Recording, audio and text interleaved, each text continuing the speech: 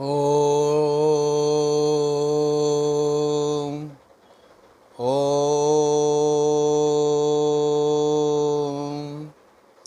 ओम। जय श्री कृष्ण, जय श्री राधे, जय श्री राम, जय हनुमान। आजकल कथावाचकों और आचार्यों यानी जो विद्वान लोग हैं उनके मध्य एक बहुत ही चर्चा का विषय बना हुआ है, जैसा कि हम कई बार YouTube पे भी देखते हैं और परस्पर बात करते हुए भी कई बार सुना जाता है कि कुछ वक्तव्य कथावाचन के दौरान ऐसे निकल जाते हैं उनके मुखारविंद से जब कथा करते हैं कि जो शास्त्र अनुसार नहीं होते हैं। तो वक्ता है, कई बार हो जाता है, ऐसा नहीं है कि भाई जो है ना गलतियां नहीं होती हैं, हो जाता है कई बार, लेकिन फिर भी संयम बरतते हुए अपनी वाणी पर थोड़ा सा संतुलन बनाए रखते हुए और अपने ज्ञान को जो है ना सीमित रखते हुए कुछ ऐसे वक्तव्य देने से बचना चाहिए। हाँ, अनजाने में कई बार निकल जाता है, वो एक अलग बात है। कहा जाता है कि स्त्रियां जो हैं वो कथा करने के लिए जो है ना अधिकारी नहीं हैं। हम अपना मत इसके विषय में जो है व्यक्त करना चाहते हैं। हम देखो इतने बड़े विद्वान तो नहीं हैं, लेकिन थोड़ा बहुत अध्ययन हम भी करते रहते हैं, जो भी उपनिषद से या वेद से या जैसे भी जहाँ से भी कोई मतलब जो है ना गीता प्रेस की पुस्तकों से जहाँ से भी हमें कुछ मतलब अध्ययन सामग्री मिल जाती है, हम भी उसको जो है ना भक्तों के मध्य, जनता के मध्य प्रस्तुत कर देते हैं। ऐसा नहीं है कि स्त्री जो है ना वो कथा नहीं कर सकती, शास्त्रार्थ नहीं कर सकती या सत्संग नहीं कर सकती। प्रमाण है इसके पीछे। राजा जनक के समय में याज्ञवल्क्य के जो ऋषि थे उनके साथ मैत्रेयी स्त्री थी। उस मैत्रेयी स्त्री ने उनके साथ शास्त्रार्थ किया था, चैलेंज किया था उनको। राजा जनक के टाइम में याज्ञवल्क्य ऋषि ने ये घोषणा कर दी थी कि वे जो मुझे, राजा जनक ने ही घोषणा की थी कि जो शास्त्रार्थ में जीत जाएगा, विजयी होगा, वह 1000 गायें हैं उनको ले जा सकता है। उस समय याज्ञवल्क्य ऋषि जो थे वो बहुत ज्ञानी हुए हैं। उन्होंने अपने भक्तों को बोल दिया, क्योंकि उन्होंने समझा कि भाई इसमें शास्त्रार्थ करने वाला तो कोई है नहीं, तो वो हरा देते थे शास्त्रार्थ में। तो उन्होंने क्या किया, अपने भक्तों को 1000 गाय को खोलने के लिए आज्ञा दे दी। उसी समय मैत्रेयी जो थी उन्होंने उनको चैलेंज कर दिया कि आप जो है ना इन गायों को ऐसे नहीं ले जा सकते, पहले शास्त्रार्थ कीजिए, उसके बाद जो है ना यदि आप हरा देंगे तभी आप ऐसा कर सकते हैं। खैर चलो, वो शास्त्रार्थ हुआ, लेकिन जो है वो गायें जो है वापस आ गई और मैत्रेयी ने जो है ना बाद में याज्ञवल्क्य ऋषि जो हैं उनके साथ शादी भी की, उनके ज्ञान को देखते हुए, उनकी विद्वत्ता को देखते हुए। हालांकि वो जो है पहले से भी मैरिज हुई थी उनकी, तो वो उनके साथ गई। तो मेरा तो कहने का तात्पर्य यह है कि शास्त्रार्थ जो है कर सकती हैं तो किया था। दूसरे गार्गी हैं, गार्गी ने भी जो है ना याज्ञवल्क्य ऋषि के साथ जो है ना वो शास्त्रार्थ किया था। और एक सबसे बड़ा उदाहरण तो मैं आपको बताऊं कि सरस्वती मैया जो हैं, शारदा मैया जो हैं, वो तो वाणी के अंदर, सुर के अंदर, ज्ञान के अंदर, वो तो सबकी देवी मानी जाती हैं। ज्ञान में उनसे मतलब ऊपर कौन होगा ये बताइए। जब उनको देवी मान के पूछते हैं, सुर, म्यूजिक की, संगीत की और विद्या की, तो फिर बताइए उन जब जो सरस्वती मैया ही मतलब जो है ना इतनी बड़ी हैं कि उनसे ऊपर किसी को माना नहीं जाता, किसी की जिह्वा पे भी बैठ सकती हैं, किसी की भी वाणी को बदल सकती हैं वो, किसी के वचन को बदल सकती हैं वो, तो फिर स्त्री क्यों नहीं अधिकारी है? तो स्त्री को हमारे मत से, हमारे मत अनुसार जो है ना ये अधिकार है। स्त्री जो है ना अपना मतलब जो है ना कथा कर सकती है, सत्संग भी दे सकती है और शास्त्रार्थ भी कर सकती है।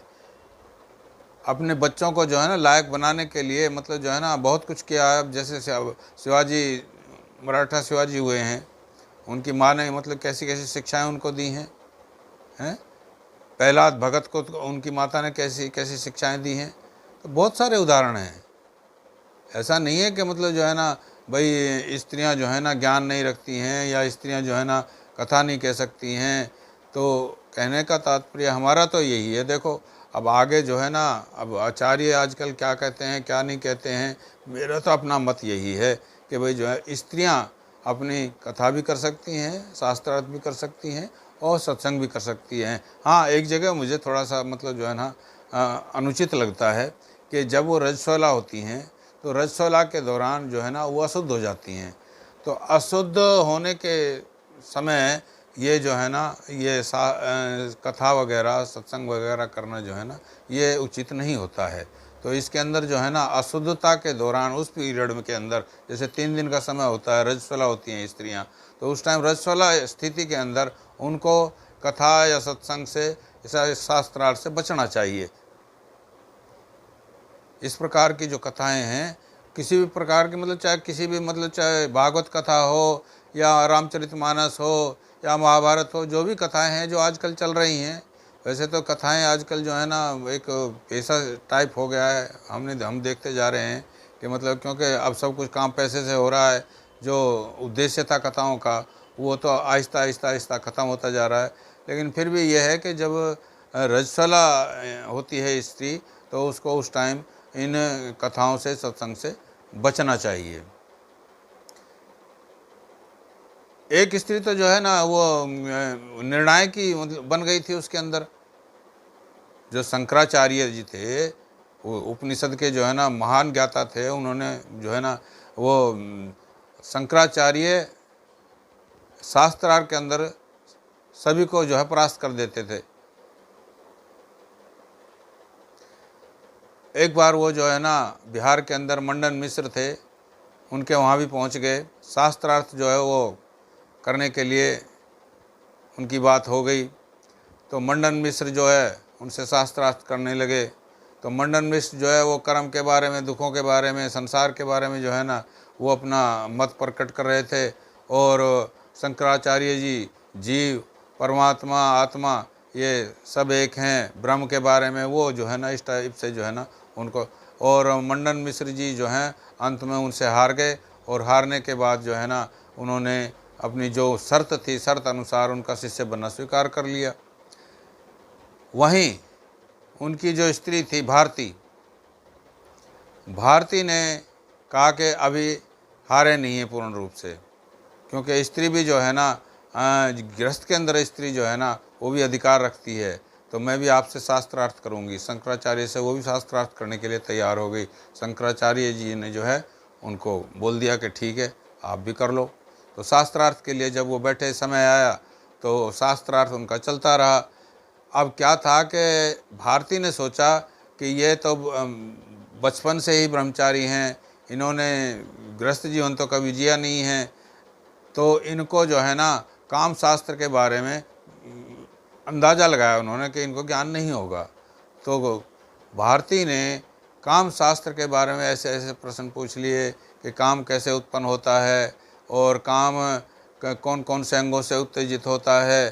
तो इस प्रकार से जो काम शास्त्र के विषय में जो बातें थी वो उन्होंने उसके सामने रख दी। अब वहाँ शंकराचार्य जी जो है ना मौन हो गए।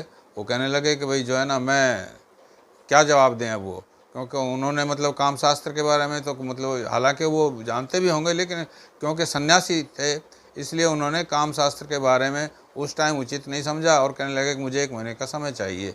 तो उन्होंने समय ले लिया और समय लेने के पश्चात वो वहाँ चले गए वापस वहाँ से। और वहाँ से वापस जाने के बाद एक राजा थे पहाड़ हिमालय की जो है कंदराओं में, तो वहाँ जो है ना वो उनको मृत्यु उसी दिन मृत्यु हुई थी उनकी।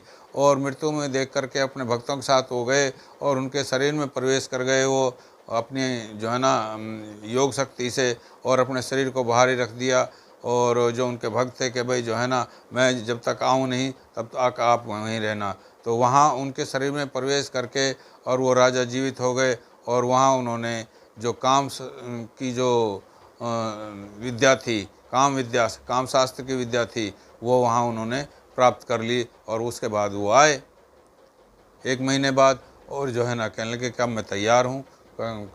तो वहीं जो है ना जो भारती थी उन्होंने बोला कि भाई जो है ठीक है, मैं जो है ना मैं जानती हूँ कि आप जो है बहुत उच्च कोटि के ज्ञानी हैं और आपने प्राप्त भी कर लिया होगा, आप जानते भी हैं, लेकिन अब मैं जो है ना मैं भी अपनी जो है परास्त जो है ना मैं भी आपसे परास्त हूँ। और वो भी जो है ना अपने पति जो है ना मुंडन मिश्र के साथ वो भी उनकी जो शिष्यता थी उन्होंने भी स्वीकार कर लिया। तो कहने का तात्पर्य ये है कि स्त्री ने जो है ना वहाँ भी जो है ना वो हालांकि निर्णायक थी वो, लेकिन फिर भी उन्होंने जो है ना शास्त्रार्थ करने के लिए अपने आप को वहाँ पेश कर दिया। तो कहने का तात्पर्य है कि स्त्री हमारे मत अनुसार अपना जो कथा करने का, सत्संग करने का उनका अधिकार है वो पूरा रखती हैं। जय श्री कृष्ण, जय श्री राधे, जय भगवद गीता, जय गौ माता, जय गुरुदेव।